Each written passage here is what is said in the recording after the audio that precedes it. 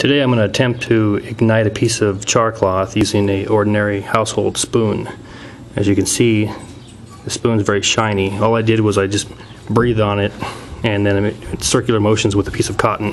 In this case I used a t-shirt, and just in doing that several times, probably 5 to 10 minutes, it gets shiny enough to where you can almost see your reflection.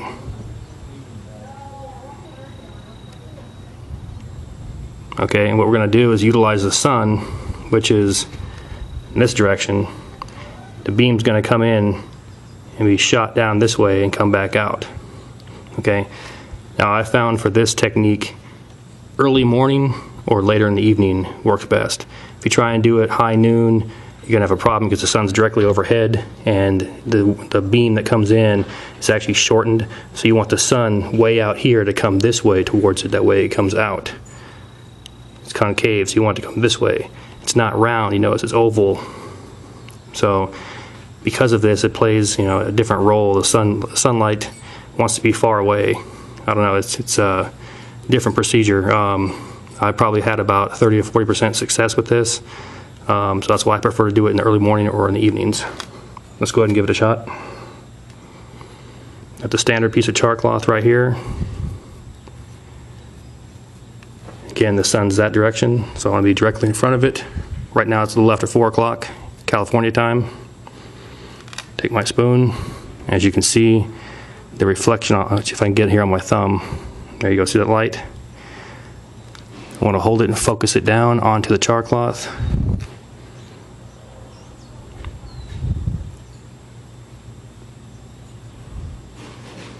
Try and get as tight as beam as I can on here. And let the sun do the rest.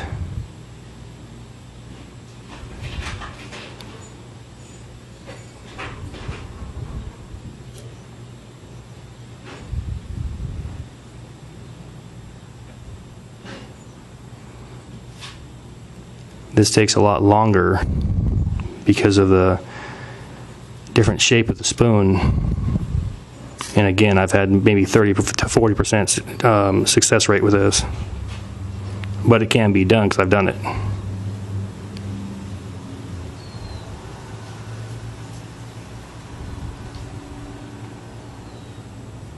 Just got to play around with the light, get the right angle.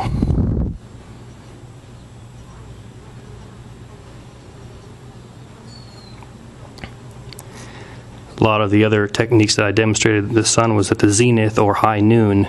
And what it was is the sunlight would pass through an object like a bottle or pot lid or magnifying glass, things like that.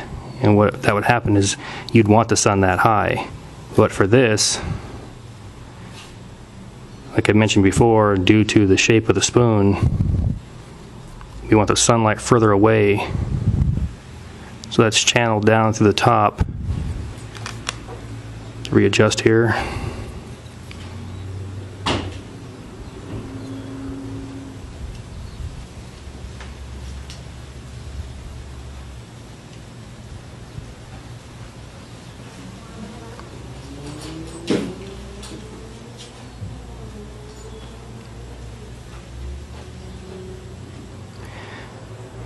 The history of this for me, I looked on YouTube, I couldn't find anything on this using a spoon. And I tried to research it and I couldn't find anything, but kind of this morning I woke up thinking about this, just how my mind works. So what else can I make fire with? Well, oh, a spoon. Spoon's concave. But after multiple failed attempts, it wasn't polished enough or the wrong angle.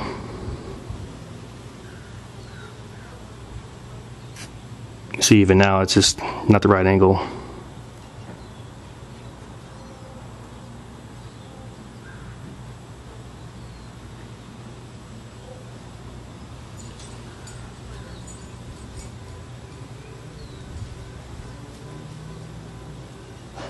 You wouldn't want to try and rely on this process if you're stranded somewhere or broke down or...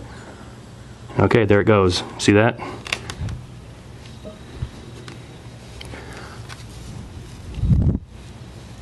Put it inside the tinder bundle.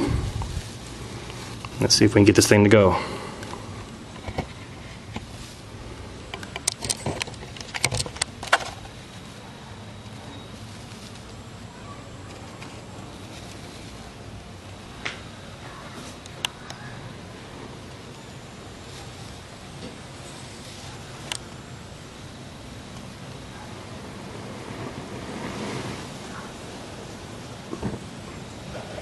And there you go.